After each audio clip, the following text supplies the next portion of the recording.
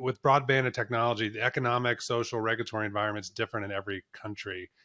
But I guess it'd be interesting to get each of your takes on, what from those kind of the nuances of different countries, what are the things that you guys have to consider, or what are you seeing going on that is different within your respective countries, knowing that I think collectively we all have the same goal of, I think, Brad, Isaac, Steve, you all said it, like, of connecting people, right? Bringing more people together. So who's maybe give your perspective on kind of what are the nuances on a country basis that you have to deal with? Yeah. So maybe Steve, you start, or Isaac start. Either one. I could start. I mean, we do business in many different countries, which is very interesting because you can compare, right? And how things are progressive in different markets. And in Sweden now, for example, it's an extremely mature fiber market. The race has already been. I think the fiber coverage is about 98% of everyone in Sweden can get fiber, and I think That's all. That's all you got. 98%. They haven't reached all the way yet. So the discussion here is more on how do we connect the last ones, right? And it was how it developed was really where there was one incumbent in the entire country, and then the communities were forced to buy for them, for schools and municipal uh, buildings, really, and it just didn't work out. It became too expensive, so they started building their own networks, and that wasn't really good because then it was this telecom sector was privatized, and there was a big debate about community owned versus private and so on. And also these community operators, they quickly realized that, okay, building infrastructure, that is something we know how to do often because we have a utility, but offering broadband services, that's something completely different. And that is why this separation happened, that is common in Sweden, where you have an open access network or a wholesale model where you invite other providers. And that sort of came to be more due to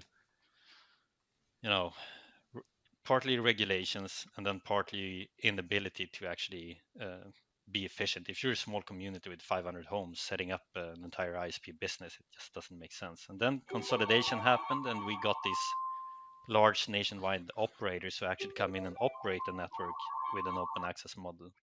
And after some time, private investors came into the market and started to build network, and they were not interested in being an ISP either. They wanted to invest in infrastructure, and then They wanted to make exactly, money. and then the wholesale the wholesale piece of it, open access, caught with them now too. And what I can see happening in the US is Canada now is that we're starting to see this wholesale model approach with investor driven, really starting to take off. So that is very interesting, at the same time as we see the community market both in the US and Canada taking off. So maybe not the regulatory little bit, because regulations of communities becoming an ISP and competing, and that differs between different states and so on. But it's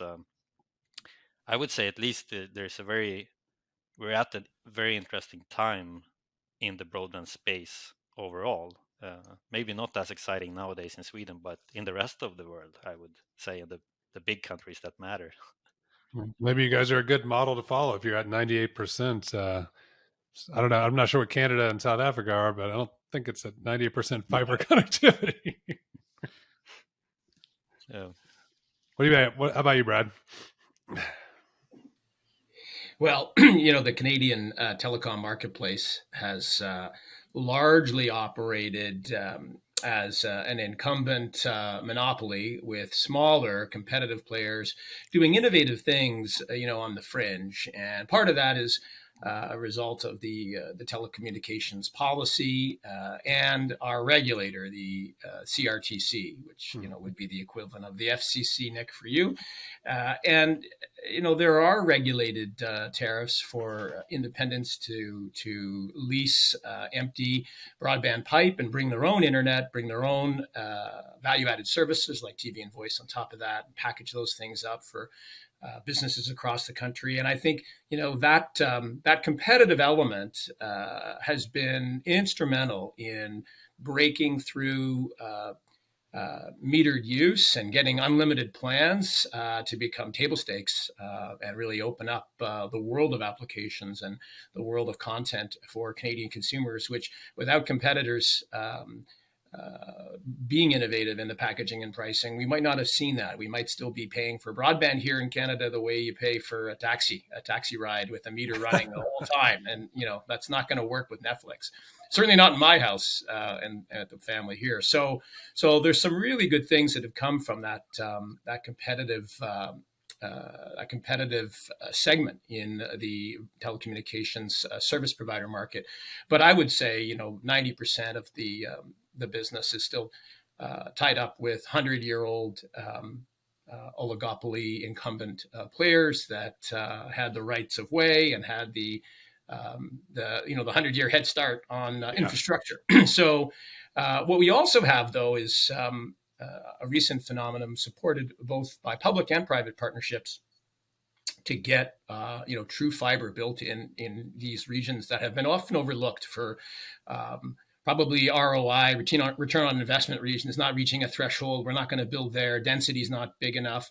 And so the big players have left big parts of the country, unserved or underserved. And there has just been a rush, almost like a gold rush in these partnerships forming, municipalities getting in on it, sometimes as equity partners, sometimes just embracing investment in their region and getting people connected. So we're seeing that, of course, in some of our First Nations reserves and communities in parts of Northern Canada.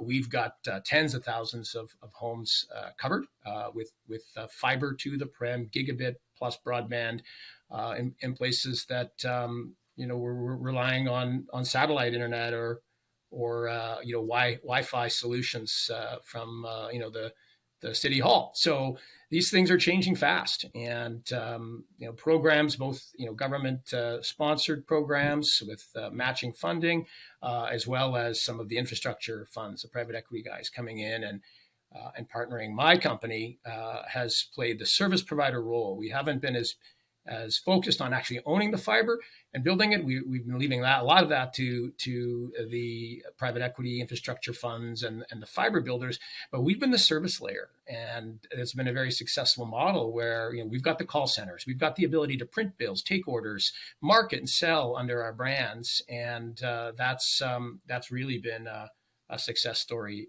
in many communities. And then, of course, in the more densely populated parts of the nation, our bigger cities, Toronto and Montreal, Vancouver, Calgary, you may have heard of some of these places, faraway places. We are that competitive voice out there. We help rationalize pricing. We keep the incumbents on their toes, and we drive that force for innovation, both in the product itself, as well as the pricing, packaging, and the marketing itself, in terms of getting the product out to customers, through digital channels, through online channels, even retail channels, where we've had the benefit of partnering with a large retailer here nationally, a company called Costco. And so I've heard of that little company.